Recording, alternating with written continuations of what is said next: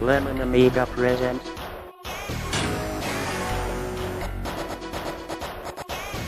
a Playtime video review. Sit back and enjoy the show.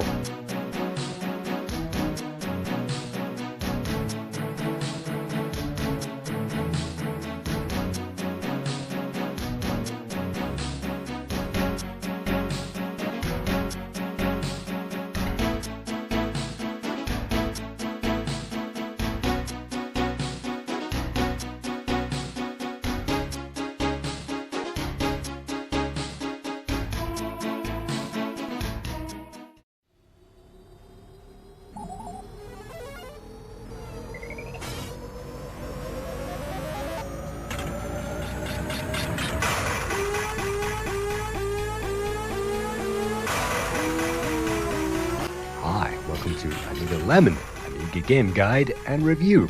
In this episode, we'll be taking a look at Shuffleput Cafe, published by Broderbund and DeMark in 1989.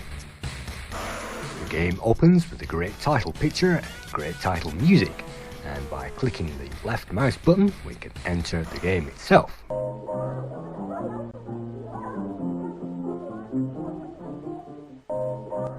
In Shuffleput Cafe, we find ourselves in the future, and in a shuffle bar in the future, we find candidates to take us on in a Shuffleput Championship.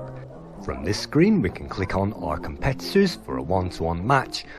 We can also click on the championship board to begin the tournament, and this will mean we play all 8 competitors in the game in order from easiest to hardest. Even though this is the future, this game may be familiar to most as air hockey. Just like air hockey, you can see the puck there and the paddles at either end. All we have to do is to hit that puck, and we have to score by getting it beyond the paddle of our opponent. Good shot. A mechanical robot arm will always keep track of our score, and it's the first player to hit 15 points will win that round. And if it's a single player match, they will continue back to the Shuffleput Cantina to select a new opponent, or if they are in competition play, that will mean they will venture on towards the next player. Good shot. You can see whenever a goal is scored, an invisible sheet of glass will explode either on our side or on the opponent's side, and that means that one of us has scored a goal. And that's a very nice effect with a very nice sound effect to go with it.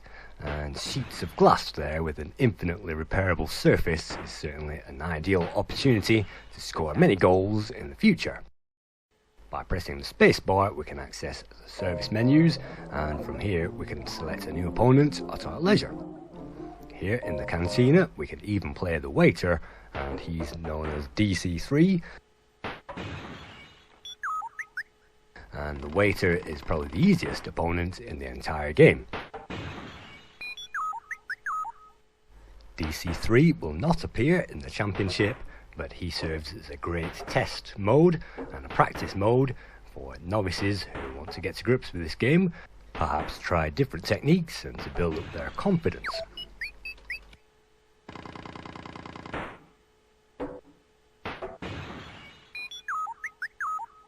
At any point, we can press the space bar, and if we click with the right mouse button of one of those options and release the right mouse button when we get to the option we need, then that brings up the service menu. From here, we can tune and tweak things at our art's desire. And virtually everything can be changed using those menus, including the return speed, the serve speed, and the size of the opponent's paddle and their power. We can also add a blocker, which will appear mid-table, and we can also change our own paddle size as well. But when we are happy, let's move to game and let's choose another opponent. From the menu, we can choose any one of the opponents that we will face in the Championship League mode, and for this I'm going to select one of the hardest ones actually, Princess Beijing. She is probably the second hardest player in the entire tournament, and she will match us move for move, which means we will have a difficult time even trying to score just the 1 point. Just like tennis, we must hammer that thing into the corners and outwit our opponent as much as possible. As far as I know, she only has one weakness, and that's whenever she scores, she will give us a high pitch or a low pitch sound. And this denotes the angle she will try to hit us with, and if we are aware of that, then we can countermeasure that attack and block that puck. And if we know those sounds, that helps us. Otherwise, she will try to defeat us. And in this game, we really do have to make our own opportunities. And if our playing skills aren't good enough, and we can't aim those things well enough, and missing the puck doesn't help either. So Shuffle Puck Cafe is certainly a challenge, and it's not easy, even if you know how to play this game, and even if you have the reactions of a jet pilot. Luckily, we can always press space at any point and choose ourselves a new opponent.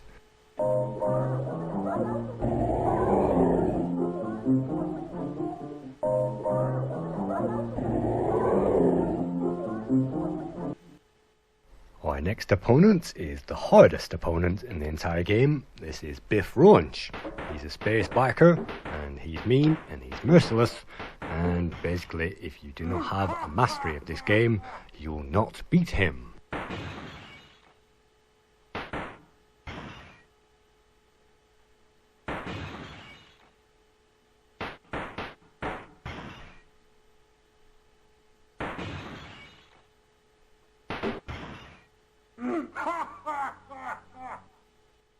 You can see every character has their own winning animation effect and their own noises, their own sound effects as well.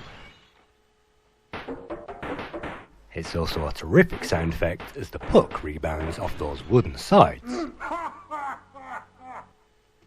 Let's move on to another opponent. The Shuffle Puck Cantina is very well animated and has a tremendous atmosphere thanks to those great sound effects, and you can see various animations and character movements as well. So the atmosphere in this game is 10 out of 10, and the Space Cantina effect has been put to great use. Our next competitor is known as Nerul Toil, and that's actually the music composer of this game, Lauren Elliott, spelled backwards. Nerul is the third hardest competitor in the game, and it makes him slightly easier because he will mimic our power and our angle. So if we tap the puck towards him very slowly, then he will tap that in return, and that means we can return that with max power and max angle and hopefully fool him. But he will mimic us, power and angle, strength for strength, match for match, and when he wins, a chest busting alien will appear from within and will growl or smile accordingly. So again, the great atmosphere is tremendous in this game, and it makes this game worth playing, and certainly tip-offs to films such as Total Recall there, with the chest-busting aliens, and perhaps Aliens the movie as well. Unfortunately, no amount of Star Wars and chest-busting alien references will save my play, particularly when I hit the puck backwards with my own paddle. It's certainly easy to do that, and scoring own goals in this game feels really terrible when that just ends up happening to you.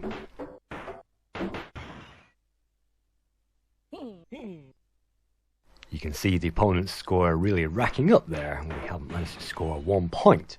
So you can see this game really does cater for the advanced player, and it really does take time to master and learn this game, even though it is very simple on the surface and it doesn't really require us to read the manual to understand this game. It is very easy to understand, and the first to 15, otherwise we are out.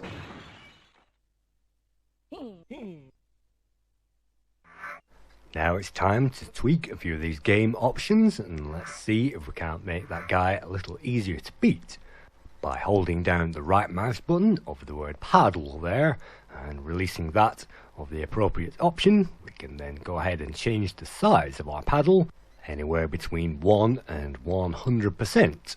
Obviously if it's 100%, then the paddle will be the entire screen width. We can also change the physics when we hold down the mouse button, or when we don't have that left mouse button pressed down.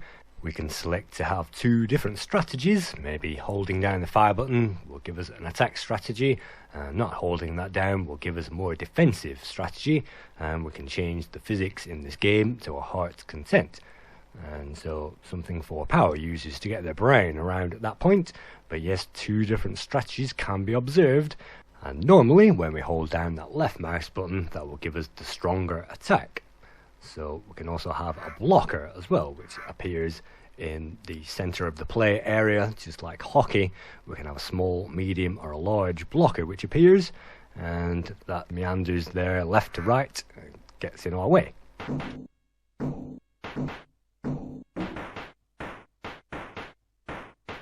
Of course, with a blocker and a paddle, which is 100% of the screen width, there is absolutely no way that that opponent will be able to score over us. Unfortunately, because that paddle is so large, we have no way to affect the direction of the puck, and that will mean scoring against this opponent is still virtually close to zero. So the only thing we can do is to alter that again in the settings menus and have that slightly smaller, and that should hopefully mean we can angle that puck, and that's the only way that we'll get that thing around the opponent, particularly the third hardest opponent in the game. I feel it's absolutely great that the game offers us so many setup tweaks, and those 8 opponents, well 9 including the DC3 robot, which we can use for practice, those 9 opponents really do offer a variety of a challenge, and the setup options means we can actually score over even the toughest opponent in the game.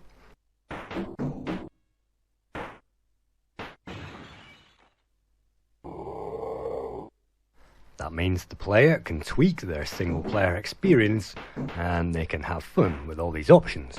Unfortunately, I don't think there's a way to link 2 computers together over a parallel connection and have 2 real players actually playing this game together.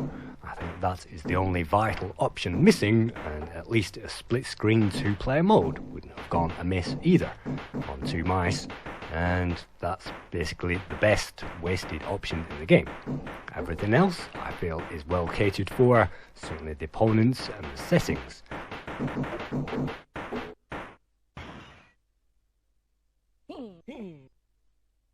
By the time the player gets this far in the game, the speed of the puck will be manic compared to these mega difficult opponents, and that's another great aspect of the game.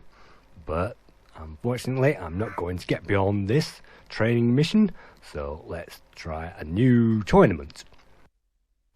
During the tournament play, we will be unable to access all those tweak options, but by pressing space, it is possible to save the tournament at any point, and we can also start a new tournament, and we can see the current championship scores. It is also possible to quit back to the main menu at any point, and we'll find the cantina is always waiting for us in single player mode. But by clicking on the championship table there, we can start the championship to face our first opponent, known as Skip.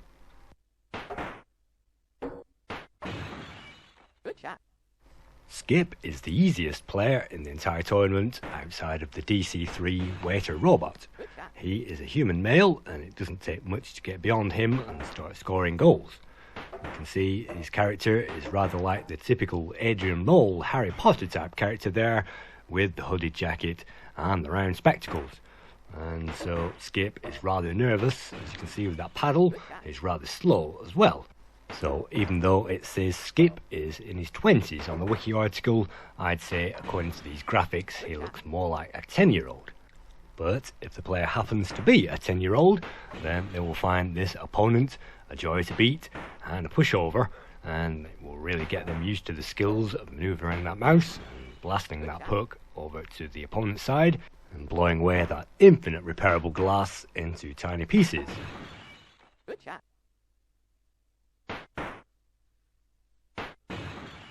Good shot.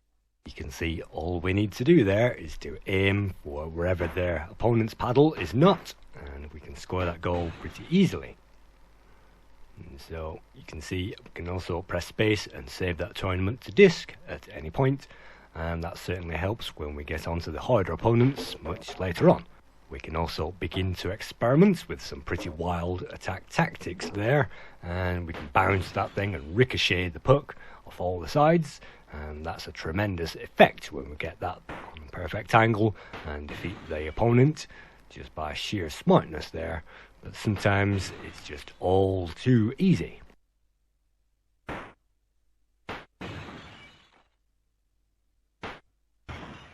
Good shot.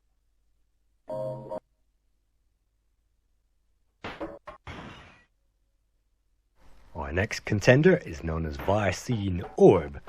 He's a very short and very nervous alien who happens to live in trash cans, as you may have noticed on the title picture. This alien, again, is very easy to beat, and you can see he's very nervous there, in fact incredibly nervous, and maybe he should be on medication with nerves like that. You can see his attacks are basically ricocheting the puck off the sides, and again scoring own goals there isn't really appreciated. But even though this alien is very difficult to defend when it comes to his attacks, you have to get those spot on. If you do hit those mark for mark, then you should find your progress is very much open, and you should be able to get through this opponent very easily. Air hockey was invented in the very early 70s and appeared basically in 1972. From the late 1970s, they actually ran international air hockey championships. The first air hockey championship was won in 1978 by Jesse Doherty, and anybody who's seen the International Championship Air Hockey League will notice that the game has been won basically by the same 6 or 7 guys year after year. In fact, reigning championships in the Air Hockey International World Championship isn't uncommon at all. In fact, it seems to be the standard requirement. So if you are an air hockey champion, make sure that you win 5 or 6 international championships in a row, and then you'll be considered the official air hockey champion. At the moment, getting past these stupidly, ridiculously easy opponents means that every age group has equal opportunity to get far in this game.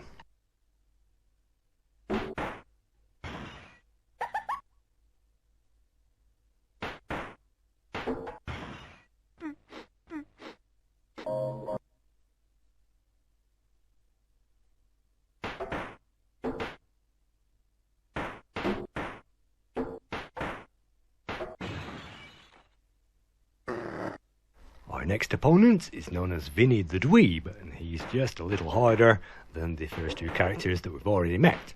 He's a little like a pig alien there, dressed up in a military uniform, and he's a grunt basically working for the army.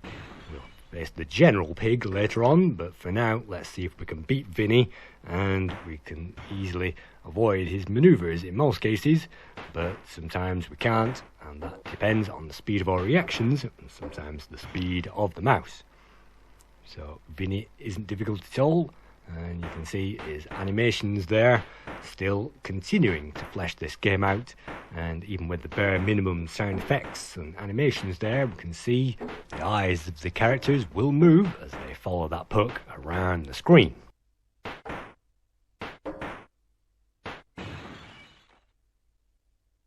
Taking a look at the comparison zone, we can see copies of this game appearing on various platforms.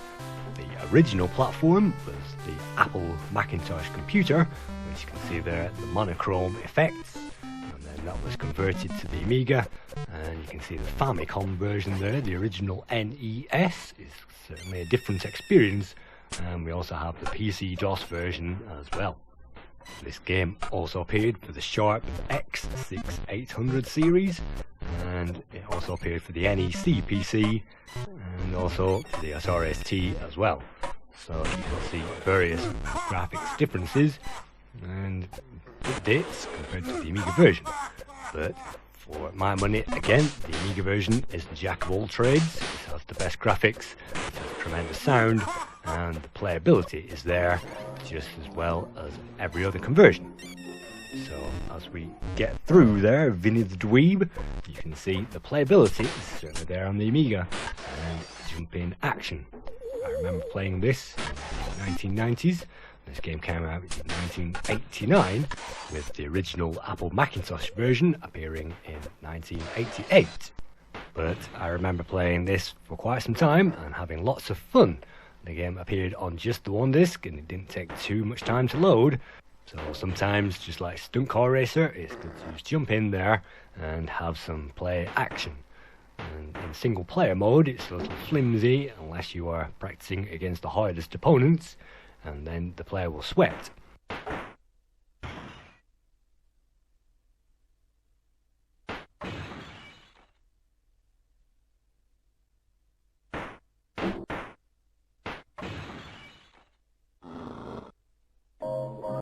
The fourth contender is probably the most comical of them all.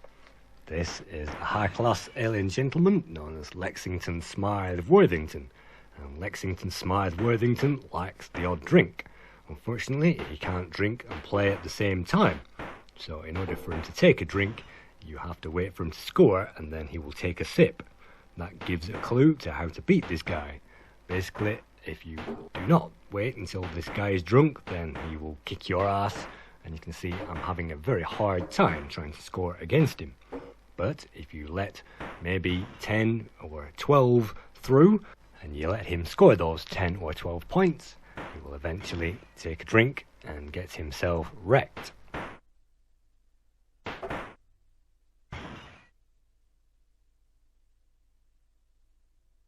It seems odd that we should literally half throw away the game in order to beat this guy, but these are the tactics of Shufflepuck Cafe, and as long as the player deliberately lets those things through and deliberately gets out of the way in order to get this guy drunk, then they stand half a chance, and if they don't, well, they absolutely won't. So we've just let 8 through at the moment. And look at that return serve there. I can't get that any slower if I tried. Let's try to aim for those corners, and diagonally on the corners is the best way to try to get past that opponent. Wait for him to move his paddle to the opposite side of the screen and then force him, just like tennis, to run all the way across there and block the corner shot at the last moment. We don't have blockers floating around in the centre of the screen, and they are for our own entertainment, basically while we practice. And there's no esteem or prestige for beating a practiced opponent, only in the championship, and even then we only get to see a very confusing set of scores on the high score table. But you can see by getting this guy drunk, I've managed to score 1 against him, and I'm actually scoring 2 there, which is terrific. But again, I'm still going to have to let 2 or 3 through to get this guy wrecked enough to be beatable.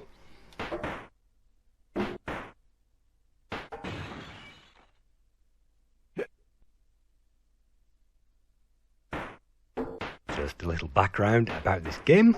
This game was produced by Broderbund, who distributed this in the US in 1989. It was founded in Eugene, Oregon by Doug and Gary Carlston in 1980. The UK distributors were DeMark, and anyone who's seen The Spy Who Loved Me will have had the history of DeMark already.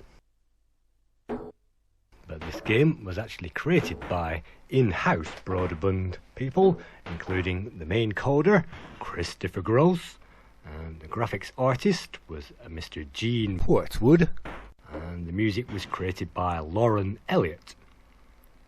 Lauren and Gene also worked on the Carmen Sandiego series, and Broderbund was perhaps most famous for the Where in Time and Where in the World is Carmen Sandiego. This was Christopher Gross's only game, and he originally coded this on the Apple Macintosh, and that was converted to all those other machines.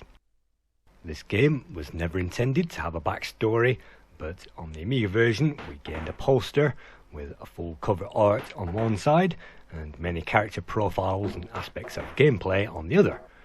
According to the story on the Amiga version, we are a space pilot who has basically broken down on a planet, and the only way he can get to the phone is by beating 8 other opponents in a Shufflepuck Cafe tournament. But that story is pretty flimsy, I'm sure you will agree, and it's better to imagine that we are a Star Wars character who has gone here on a purpose to beat these guys on a mission to be the best in the universe. Meanwhile, back on the Amiga version, you can see our current character, Lexon, is pretty much worse for wear there, and now we have the opportunity to score against him and to basically smash him into the ground, which is a great thing and means we move on to the next contender pretty early, and it means beating the characters even at this stage is pretty easy.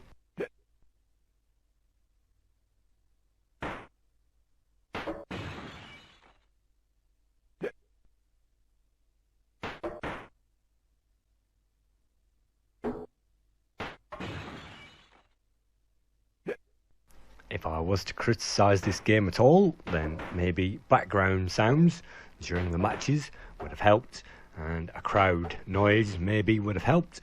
You can see there are no backgrounds whatsoever there, and that's painted black, but that doesn't distract the eyes from the very simple gameplay of ricocheting the puck around that board. It stands up pretty well as an air hockey simulation.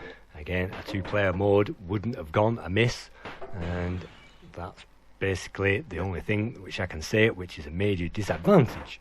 The price point at the time was a little too high as well, but that didn't stop this game from becoming highly popular and even to an extent addictive.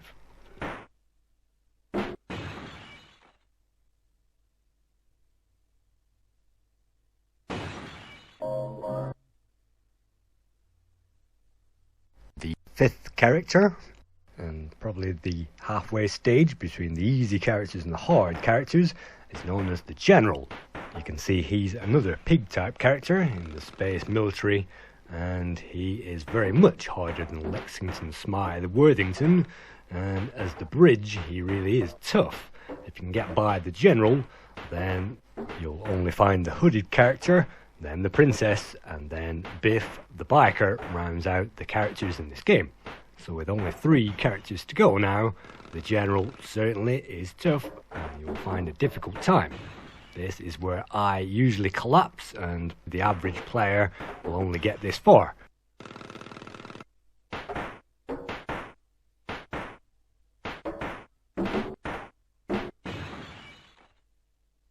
Even against the General, I managed to score 1, and he doesn't like it very much. Taking a look at the scores. Amiga Format gave this game 49% in November 1989, complaining that it was ridiculously easy and ridiculously limited.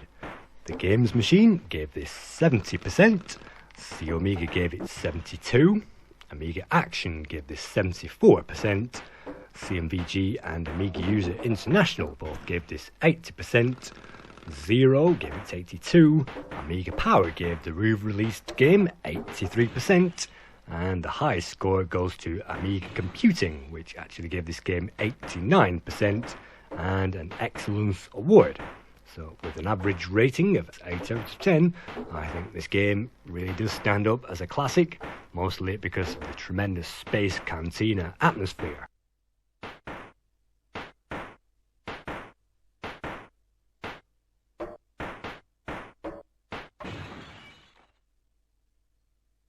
On the Amiga, we are having a tough time against the General, and aiming for those corners there has never been more difficult. You can see the speed is also very frantic at this stage, and if we go bang on with those mouse controls, then we will find a difficult time. And you can see tactics do work, and you can bounce that thing, ricochet that thing, but it's no pushover, it's very much a tough game. So thank you for viewing another play guide and review. Hope to see you again sometime soon.